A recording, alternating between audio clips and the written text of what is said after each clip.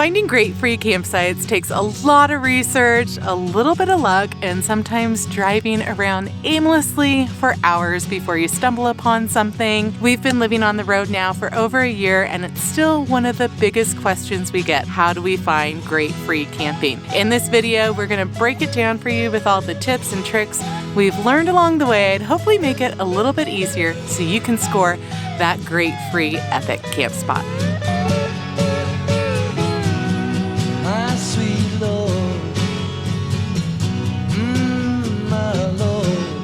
Before we get into all the tips and tricks on how to find great free camping, there's one thing that's really important for us to talk about is when you're going to be finding free sites. It's likely dispersed in an area that isn't maintained by any officials or somebody coming out there to clean up after you. So when you are out in the wild camping in that beautiful spot, just make sure that you're taking care of the land and following leave no trace principles. That includes camping in an area that looks like it has been a campsite before. Maybe somebody already has a fire ring.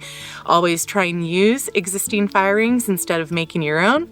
Making sure that whatever you're packing in, you're packing out. There aren't any trash services in these areas, so it's really important to clean up after yourself.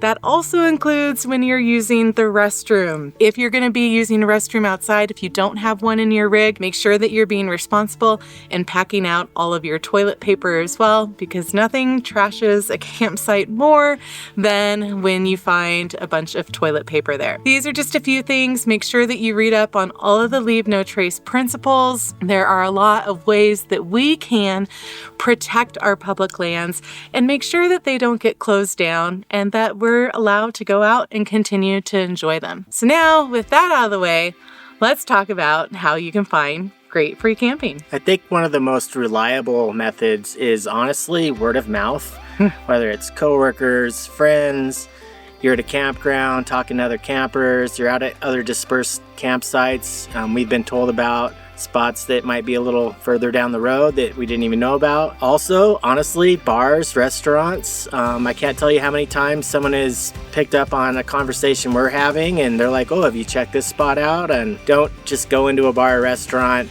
and expect someone to just give you all the goods. You want that to be more of an organic conversation. And then people have been pretty helpful as far as that goes. Yeah, we have found a lot of great free campsites from locals. And most of the time, they just want to make sure that you're out there having a good time and enjoying the land. Yep. So if you're not finding free campsites word of mouth, you're probably going to be relying on information you're going to find on the internet.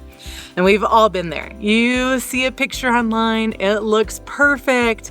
You roll up to the spot and it is there's a lot to be desired. It is not that dreamy spot you thought it would be. Or it's a pull-out or someone's driveway. Oh my gosh, that's happened more times than we can count. There's a lot of apps that you can use, but it's also really important to do your due diligence and do some cross-referencing. The number one app that we use is iOverlander. Now, in recent times, iOverlander has gotten a little bit of backlash because they went from being a completely free app to having a free version and a paid version. Well, I actually think that the free version is still quite powerful. And in my mind, don't tell iOverlander this, there's really no reason to sign up for the paid version unless you want convenience. But with a couple of extra steps on the free version, you can pretty much unlock anything that you can on the paid version. Now, the main differences are, on the paid version, you can download one or multiple states or provinces at the same time on the app and look at different sites. On the free version, you can only have one state or one province downloaded at a time to look at the different sites on the app. So a way to overcome this is, on the free version, you're going to go in and you're going to select a state that you want to download all of the information for. Since we're from Nevada, let's say Nevada. So I go in, I download Nevada.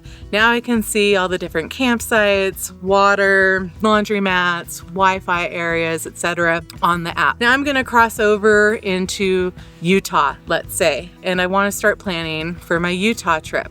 Well, unfortunately, I'm gonna have to go in and remove Nevada from my downloaded places and download Utah to unlock those features. So it's kind of a workaround. It's not ideal, but it still does allow you to view all of the places that you would on the paid version. You just have to do a couple of extra steps. So in iOverlander, the reason it's our favorite is because of the quantity of information, because it is all crowdsourced, but not the quality of the information. And let me explain that a little bit more. Brian said earlier, sometimes you end up at a pullout or someone's driveway. That has actually happened to us before using iOverlander. In the crowdsourcing, it's they say like, no one came out and hassled us, but we don't want to camp in someone's driveway. No, that's their mailbox. That's not our idea of a good time, and certainly not the responsible thing to do either. So when we do find something on iOverlander, we always make sure to cross-reference it by using, first of all, Gaia maps. Gaia is a great resource for seeing the different boundaries for public lands. So you can really tell if you're on private or public land. And I can't explain enough how many times I have found a spot on iOverlander only to pull up Gaia to cross-reference it and see that we are actually on private land or in a national park where you shouldn't actually be doing dispersed camping. You're just kind of right on the boundary. Anything that's hairy like that is a non-starter for us. So make sure that you're cross-referencing there. Another great way to cross-reference is either with Google or Apple Maps in satellite view. So you can get that perspective looking down on the area from the sky.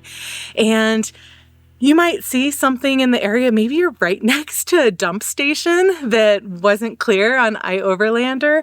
So you don't want to camp there. On the flip side, maybe you see that there's another area right down the road that wasn't pinned on iOverlander that's actually nicer than the spot that was pinned.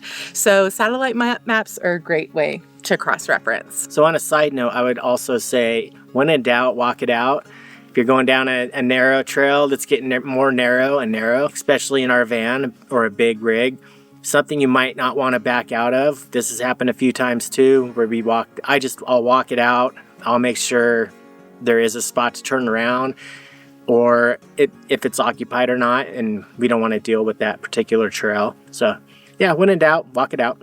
For sure. You can use other apps like OnX to see trail conditions, and there will be ratings if the trail is suited for vans or Jeeps or big rigs.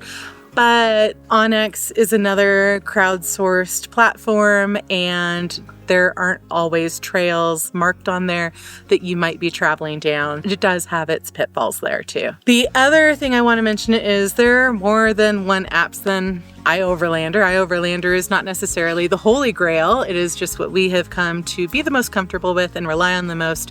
However, when in Canada, we actually found that Campendium was a really great resource for finding those free rec sites.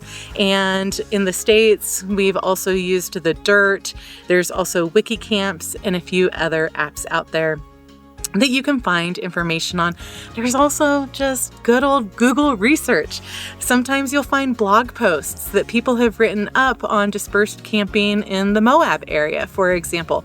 So doing your research is really going to be a great place to start, but make sure that you're also cross-referencing on some of those other maps that we talked about. There's also the old school method. Paper maps. Good old paper maps. We have a ton of paper maps. One place in particular where they really helped us out was Death Valley, especially if you don't have service, which Death Valley, there is hardly any cell service there, so don't rely on your phone if you go like places like Death Valley. So paper maps have really helped out as far as that goes. Yeah, we also have some books. So off of Amazon, I bought several books that have free BLM and National Forest campgrounds throughout the West Coast in particular. And although it's just kind of like they're black and white pages, no pictures really, just a list of the campgrounds and the number of sites and what facilities there are. It's been a really great resource for us. I'll put in the description the different Amazon links to the books that we have so that you can resource those as well. With that said, side note, not having cell service in a lot of places we go, download any maps you might have also, and then they're there on your phone, because there have been times where we've turned our phone off or whatever, and then like, oh crap, that map is gone. So yeah, download your maps if possible.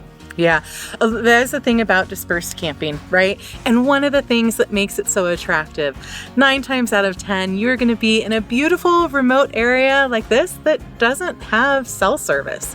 And so if you don't have Starlink or some other satellite communication, a great call on making sure that you have things downloaded. I think that's about it for the tips and tricks that we have today. If all of this seems maybe just a little too overwhelming and you're like, you guys camp at some amazing spots that I would just love the coordinates to, we do have the coordinates to our tried and tested campsites that we have stayed at and that we absolutely love over on our Patreon for our Patreon members. If you're interested in that, you can scan the QR code and see all of the campsites that we have personally stayed at, a picture of them, and some of our trail notes on how to get there. And we'd love to see you over on the Patreon community. We hope that you have found this video helpful. If you have any other tips or tricks, the best thing we can do is share with each other. And we hope that you consider leaving a comment for us below on other things that you have found to be really helpful in your quest for finding that perfect, serene, free campsite. Consider subscribing, give it a like, a hype, and we'll see you on the next adventure out there. Bye! I really wanna see you.